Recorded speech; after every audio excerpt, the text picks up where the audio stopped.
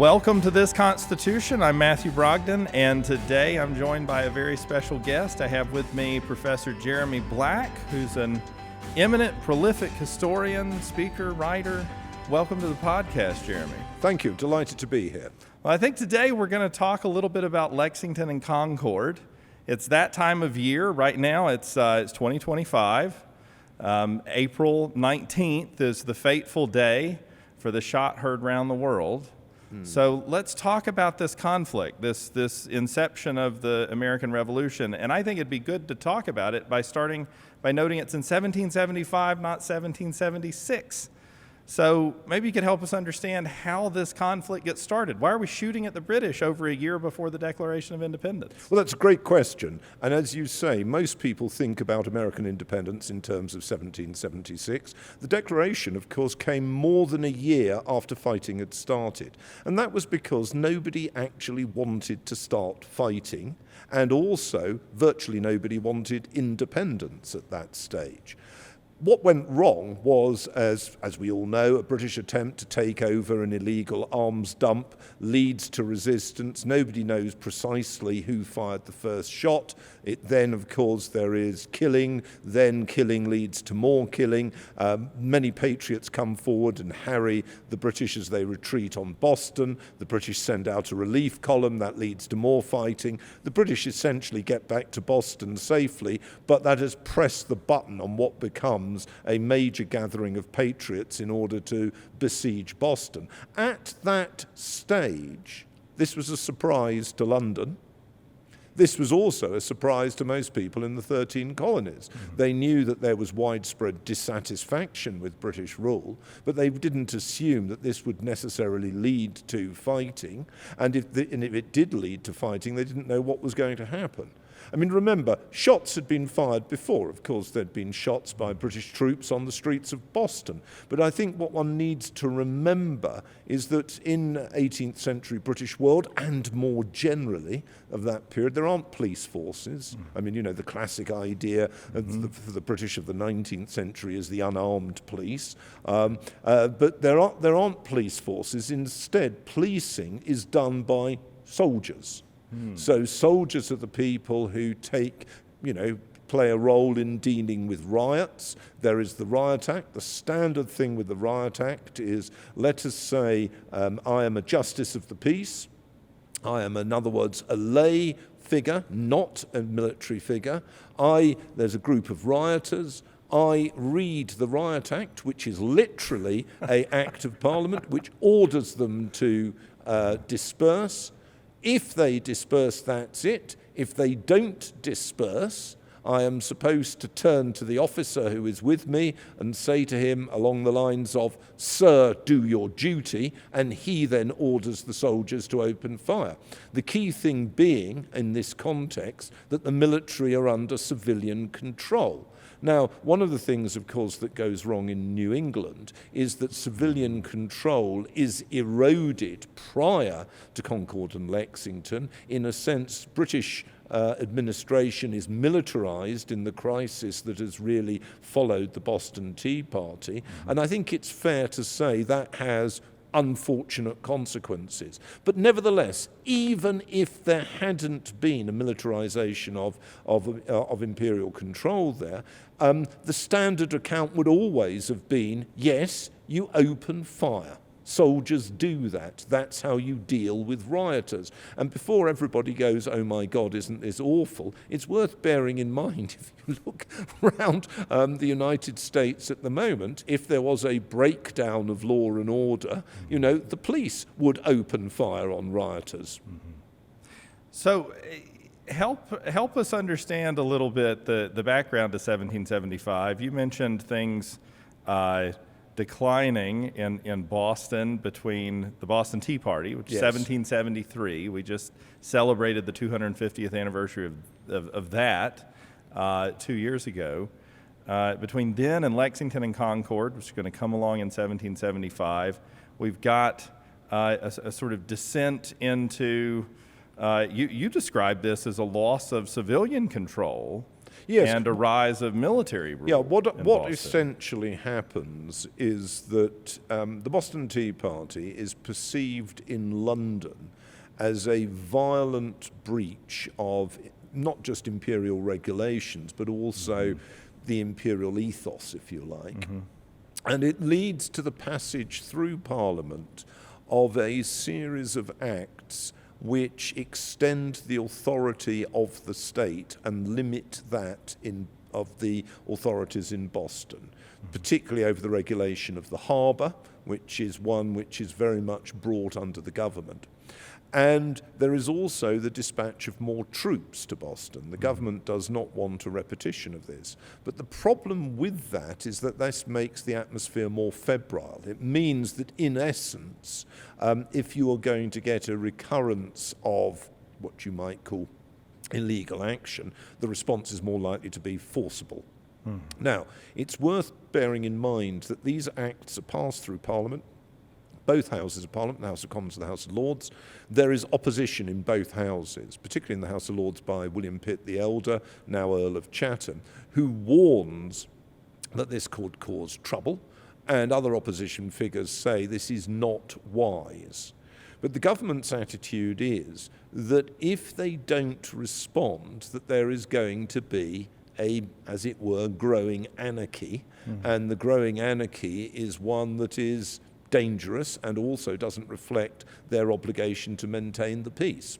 Any indication of what the mood in America is about the Boston Tea Party when it occurs? I remember taking my children recently to Boston. We did a bit of a tour, and I think it was in Faneuil Hall. They have a display right now that goes through sort of some of the response in America to the Boston Tea Party and suggests that there was some variety of opinion, especially among some of the principal founders, George Washington, John Adams, Alexander Hamilton, I think is generally supportive of it, though he's in New York at the time. Some of whom looked on this with a bit more sympathy with the British, thinking maybe this was some sort of lawless destruction of property. Yes. So how are Americans responding? Well, Americans, as we know, the American War of Independence is also the first major American Civil War. There were many Americans who obviously become loyalists who oppose it, including, it's worth saying, many of the key Episcopalian clerics in Boston itself, many of whom, of course, leave Boston in 1776 when the British leave. Again, that's worth bearing in mind. When the British leave Boston in 1776, many loyalists leave with them. But as you correctly say, some of the criticism and opposition of the Tea Party comes from people who would later be leading patriots, particularly in Virginia and the South. There is no real sympathy, I think it's fair to say, and I think that's part of a wider cultural difference. Again, worth bearing in mind that religious differences are very important in the 13 colonies. Episcopalianism is very strong in Virginia and southwards, and there is a sense that among many that the New Englanders are sectarians, and this is, and are undesirable. And one of the rowdy Calvinists. Yes, and one of the skills of the founding fathers in 76, in particular, was to actually be able to join Virginia and New England, which had a very, very, very different ethos. Now, as we know, this ethos, these differences of ethos remain a factor during the war. They become even more significant thereafter. And if you look at the mapping of support for particular political movements in the independent America, they often show very major differences. So, I'm particularly interested in military history, which is intensely political. If you look at, say, the War of 1812 or the war against the Native Americans in Florida or the Mexican-American War, in each case, opposition is quite strong in New England.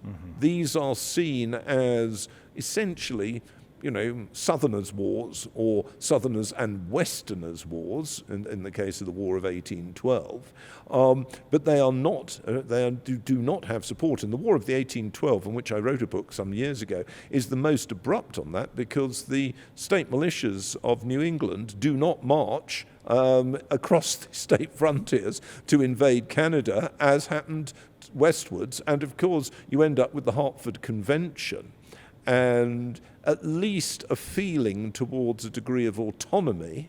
And of course, one of the only reasons the British are able to keep being in Canada during the War of 1812 is grain exports, because Canada doesn't produce much grain then. We're not yet opened up the prairies. Who do those grain exports come from? Well, they come from the United States. Particularly, they are moved north by New England. And of course, if you look at the British regulations on blockade of America in the War of 1812, they're very, very, very gentle as far as New England is concerned. And I think this needs to be borne in mind. Now, this is true of every country. There are divisions in every country. It doesn't lessen American patriotism or nationalism or the pride that Americans should have in their country's history to be reminded that America, as a mature democracy, people have had differences of opinion over policy, and those differences have often been of enormous significance, particularly when they have involved killing other Americans. I mean, most obviously in the Second Civil War, the big one that broke out in 1861. And I think it's worth bearing in mind that this element of the First Civil War as a civil war, with the major victims at the end being the loyalists and the Native Americans. I mean, the African Americans didn't benefit, but then they were already, unfortunately, slaves. But the loyalists who went, a large number of whom went to Canada, and many of whom then fought in the War of 1812 against America, they were Americans, but they felt they had been, in their own words, betrayed. And if you read loyalist literature about the War of 1812, the tragedy in the end is that Britain gives up the struggle. And of course, some of the loyalists go to America, some go to the West Indies. I think I'm right in saying Lord Dunmore, the last governor of Virginia, ends up as governor, I think, of the Bahamas. Some loyalists settle in Britain. Loyalist slaves who the British had given their freedom to, when they'd fled their masters, they're settled in the new free slave colony of Sierra Leone at Freetown, which is founded in 1791, which is the British equivalent of Liberia. Precursor of Liberia. And again, that's not how most Americans would see the war, the War of Independence as leading to a free slave colony on the west coast of Africa. Right. But the war has all sorts of cross channels, just as there are Brits who don't want to fight on the, as it were, the British side, who think that George III is wrong, and they feel that he is embarking and then sustaining a conflict which should be ended. And what is particularly ironical is that one of the major figures who feels that and actually persistently tries to resign is none other than the Prime Minister, the First Lord of the Treasury, Frederick Lord North, who really is very wary about the war and wants it to end with a peace settlement. There was a petition movement in Britain at the time. Yes. Which drew substantial support, right? Yes. The American historian James Bradley wrote an excellent book on this, in which he argued that in 1775-6, about a sixth of those who were males signed petitions of some form or other. I mean, obviously, remember, you've got problems with limited literacy, which many times when people sign, they can just put a cross on, which is how illiterate people classically sign things. But it is certainly the case that many people didn't want to fight. Of course, this is made easier for the state by the point that there's no conscription.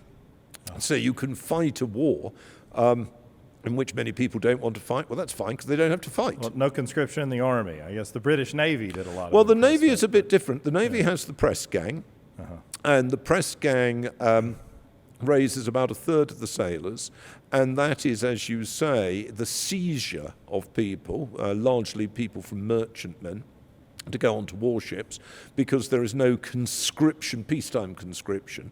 I think it's fair to say that that involves some of the warships, yes, in American waters, but of course the Navy's principal task in the war is war with the French, which comes from 1778, and that's well within the ambit of, as it were, the British collective memory and collective identity.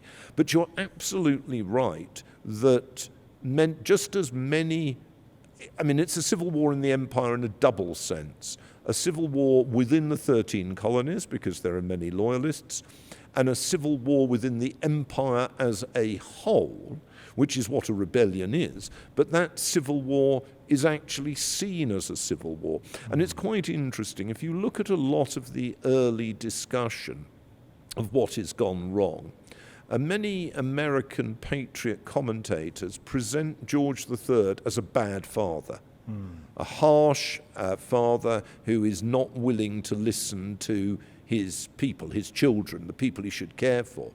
And George III tends to present them as disobedient children. And in a way, there is on both parts an element of sorrow. That's what I think is interesting to note. There isn't the deep and vituperative hatred that you're going to see in some wars. I mean, for example, there is, during the French Revolutionary War, a much strong, there are some British people who sympathise with the revolutionary French, let's be clear about this, but there is a much stronger public animus towards the revolution. In the case of the Americans, you have the point that these people are literally cousins. And there had been, and people tend to forget this, not that the 13 colonies were moving apart, they were getting closer. There was more immigration from the British Isles to the 13 colonies in the 1760s and 70s than there had been in, say, the 20s and 30s. There was more trade, there was more capital, and also, in the words of the Canadian historian Ian Steele, the Atlantic was shrinking, by which he meant there were navigational improvements and it was becoming quicker and more predictable to sail from London to New York or Boston. It's like the 18th century beginnings of globalization, in a way. Yes, well, and also this is specifically important in the 13 colonies. There is a degree to which, in the 17th century, there is more alienation between the 13 colonies and England, as it then was, than there is in the 18th century, because in the 17th century, more of the people in the colonies were religious refugees, and there was a much British politics, due to the English Civil War, Glorious Revolution, etc., was more disruptive, and therefore there were more people in the 13 colonies who didn't like what was happening. By the 1750s, 60s, 70s, there is a more settled American elite, many of whom have travelled to Britain if they were born in America, some of whom have been educated there. They're members of churches that span the Atlantic. The newspapers take much of their news from British newspapers, the American newspapers from British newspapers. There is a degree to which there is actually a greater closeness. Now, that doesn't preclude in other circumstances war, and it didn't preclude it in this case. But, you know, the old view was they were gradually moving apart. Well, no. They actually weren't. And in some respects, they were gradually moving closer. This is interesting because, I know students when they encounter colonial history in America, it's often useful to observe to them, one, the long period of kind of self-government that's going on in many of the colonies. I think most of the colonies are established, all but one, Georgia, is established in the 17th century, in the 1600s. I think Georgia comes along in the 1730s. So that means those colonies had at least in most cases, 100 years or more of political existence before the American Revolution. And not only, as you say, are they commonly founded by religious refugees, economic refugees, and so forth, but also are quite diverse in other ways. You have the Dutch founding colonies in New York, and so the idea that we have 13 British colonies on the Atlantic coast in North America is really something that has to happen in the 18th century. And what I'm gaining from your description of this is that the American Revolution presents us with a kind of tension. We've had an American identity that developed through a kind of self-government that had happened in some colonies in New England for 150 years, since the 1630s, and that created a distinctive identity, a kind of American identity. But that you've actually got a strengthening connection formed by trade, by cultural factors. I'm sure there's a sort of, today we would say, a pop culture element to this, but there is a literature and what's in the press and what's in popular culture are all sort of reforming or strengthening Americans' identity as British citizens. So those two things seem to me like now we hit 1775. Yes, and can I just say, in terms of the army, you can see this even more, because there was an enormous anxiety in the 13 colonies in the early 1750s about French expansion, in particular French expansion into the Ohio Valley, and the sense that at that point there was a feeling of, exposure. And of course, as you know, in 1754, the initial clashes in the French and Indian War were not favourable. And in what was a pretty key moment, the Empire, which didn't have many troops, sent out a significant force, and repeatedly from 1755, repeatedly until New France, Canada, was conquered in 1760, surrendered in 1760. This was very important, and I mean, not only physically did many Americans see British troops. I mean, they may have found some of them irritating, but the fact is they were there to help protect them, and they realized that because there'd been an enormous panic in 54 and 55 about the French and Native Americans coming and scalping them all. But also Britain from 56 onwards was at war elsewhere.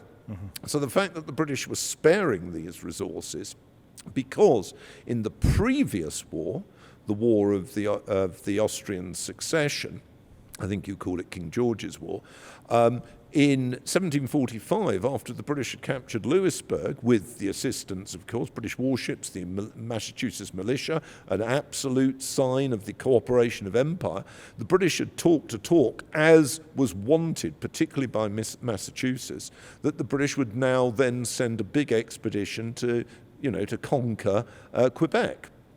And instead, and that was planned for in 46, but instead of which, what happened is the British found themselves more and more drawn into a war in the Low Countries, which was going badly wrong. Defeats by the French in 45, 46, 47 in what is now Belgium.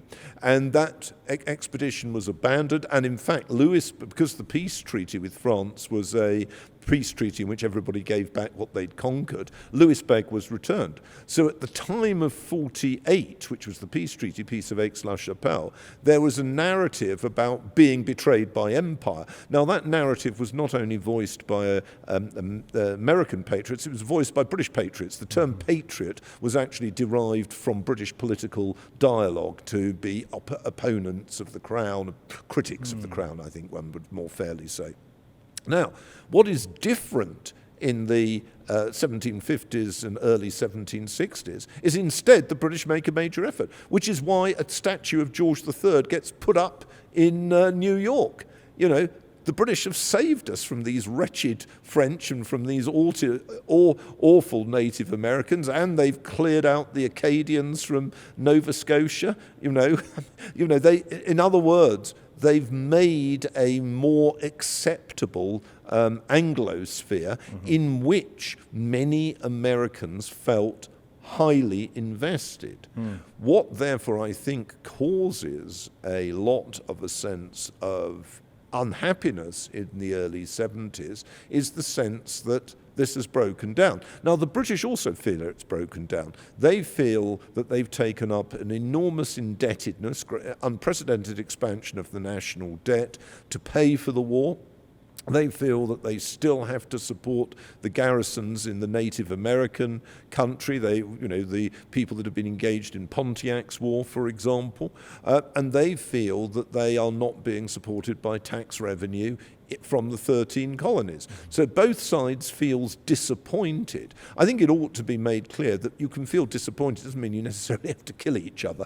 So that is what is interesting. It's how you move, and unfortunate, because it's how you move from being angry to how you move from killing people. And of course, although all circumstances are different and nothing is analogous, the same thing is worth talking about when you're thinking of 1861. There was a big difference between having views about the desirability or not of slavery, of abolitionism, of states' rights, of the national principle, however defined. There's a big difference between that and actually killing each other in unprecedented numbers. So again, and the explanations of the former are not necessarily the explanations of the latter, and vice versa. And one of the great problems analytically is that we can run together the two. So when we roll around to 1775 and what we think of as describe as the shot heard around the world at Concord, one way of describing that is that this localized conflict, this armed conflict in Boston and its surrounding area, is dragging a reluctant people on both sides of the Atlantic into armed conflict. Yes, very much so. So in that sense, Lexington and Concord very much deserves a kind of, it is a focal point. Well, It I think you're deserves absolutely attention right. as that catalyst. The use of force in a large extent is important. So if you think of 1861, the bombardment of Fort Sumter, a very public, premeditated act, is very different to John Brown at Harper's Ferry. And, John Brown at Harper's Ferry is people fighting, and it leads in the South to fear of an abolitionist plot to arm all the slaves. But that is completely different to what had happened in 1861. Now, of course, as far as Southerners were concerned in 1861, Lincoln's decision to send troops southwards itself is a highly aggressive step. So both sides have a sense that they are being put in an impossible position. But what you have certainly got are triggers for war, which are not the same thing necessarily as the long-term causes of war. So to conclude this discussion, maybe you could help us understand, is Lexington and Concord a victory for the colonists? I know Americans think of it as a real... as the David taking on Goliath, and Americans pulling off this remarkable feat. Is that a good way to think about the conflict? In what sense did the Americans win at Lexington and Concord? Well, I think it requires considerable bravery to stand in a line against regulars who can open fire on you. We don't know who fired the first shot, so it will leave that as an open question. But it shows considerable fortitude. And I think fortitude is a key element, because some people were clearly, we know from all sorts of an analysis of people that fight, that many of them are frightened, some of them are terrified. But whether you're frightened or terrified, you still have to show fortitude. You still have to be prepared to hold your weapon in position, that you have to be prepared to do the job. Now that showed considerable bravery in that context. And I think it's worth saying that, the regulars were also brave men. I mean, let's be clear about these. These are not sort of automata from some sort of Star Wars film, as they're sometimes depicted in American public mythos. Certainly the 75 to 76 campaign, both that around Boston and more generally the political developments and use of force in order to intimidate loyalists on the East Coast, are tremendous successes. as is the initial advance north into Canada, the capture of the forts on the Lake Champlain axis, and then the seizure of Montreal and the siege of Quebec. So there's a whole host of achievements at that point. Unfortunately for the Patriots, their successes in 75, which include the fortitude they'd shown at Bunker Hill. Yes, they were eventually driven out at Bunker Hill, but quite frankly, the British casualty rate that day was such that they couldn't afford many such victories. It was a Pyrrhic victory. But the American successes at 75 do not prepare them adequately for what is to happen in 76, when the war gets far worse, beginning with the failure at the attack on Quebec, on New Year's Eve 75, 75 to 76, as it were. Well, thank you for helping us understand how this, where the conflict came from, and how this memorable encounter at Lexington and Concord form a catalyst for the beginning of the American Revolution. Thanks for joining us, Jeremy. And thank you for inviting me to Utah Valley.